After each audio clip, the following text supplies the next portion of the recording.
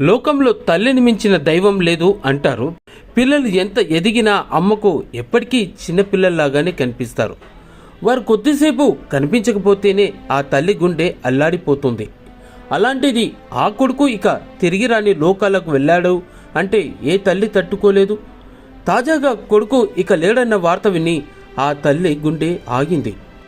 బిడ్డ కడుపులో పడిన విషయం తెలిసిన వెంటనే ఆ తల్లి మనసు ఎక్కడ లేనంత ఆనందంతో ఉప్పొంగిపోతుంది. నవమాసాలు కడుపున మోసి ఆ బిడ్డ రాక కోసం ఆతృతగా ఎదురు చూస్తూ ఉంటుంది ఆ తల్లి. కాన్పు తర్వాత తొలిచూపు చూసేందుకు వేచి చూస్తుంటుంది. పంటి బిగువన బాధను ఓర్చుకొని కాన్పు జరిగిన తర్వాత తన బిడ్డను చూసుకొని మురిసిపోయే ఆ తల్లి వాటిన బాధలన్నింటినీ మర్చిపోతుంది కూడాను. పొత్తిళ్లలో పెట్టుకొని మమకారాన్ని పంచుతోంది. అంతేకాదు కంటికి రెప్పలా కాపాడుకుంటూ ఆలన పాలన చూస్తూ ఉంటుంది. కడదాకా తన బిడ్డకు ఏ హాని జరగకుండా ఉండాలని ఆ తల్లి దేవుడిని ప్రార్థిస్తూ ఉంటుంది. చిన్న హాని జరిగినా ఆ గుండె ఏమాత్రము తట్టుకోలేదు. అది తల్లి ప్రేమ అంటే. అందుకే కళ్ళ ముందు కొడుకుని ఏదైనా జరిగితే విలవిల్లాడిపోతుంది. ఏ అమ్మ అయినా ఏ చిన్న హాని జరిగినా అంతలా ఆవేదన చెందేదే ఆ తల్లి. ఇక కళ్ళ ముందు కొడుకు ప్రాణాలు పోతే ఆ బాధ వర్ణనాతీతం.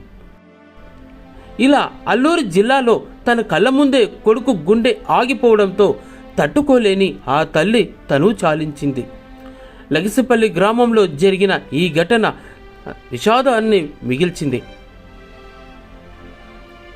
ఇక స్థానికులు తెలిపిన వివరాల ప్రకారం చూస్తే అల్లూరి సీతారామరాజు జిల్లా పాడేరు మండలం లగిసిపల్లి గ్రామంలో సింహాచలం పాత్రుడు 50 సంవత్సరాలు.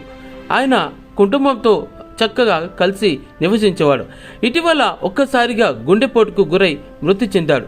అయితే కొన్నాళ్లుగా అనారోగ్యంతో బాధపడుతూ మంచం పట్టింది ఆయన తల్లి సోములమ్మ.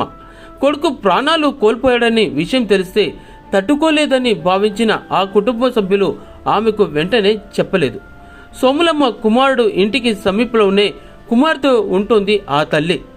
బుధవారం నాడు సింహాచలం పాత్రుడు మృతదేహానికి అంత్యక్రియలు నిర్వహించాల్సి ఉంటే కుటుంబీకులు బంధువులు కొడుకు చావు వార్తను సోములమ్మకు ఎట్లాగో చెప్పేశారు.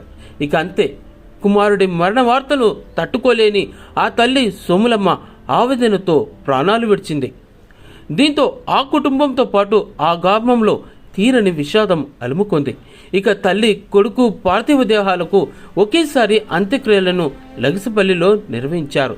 ఈ విషయం పొరుగు గ్రామాలు కూడా పాకడంతో అందరూ దిగ్భ్రాంతి విచారం వ్యక్తం చేశారు.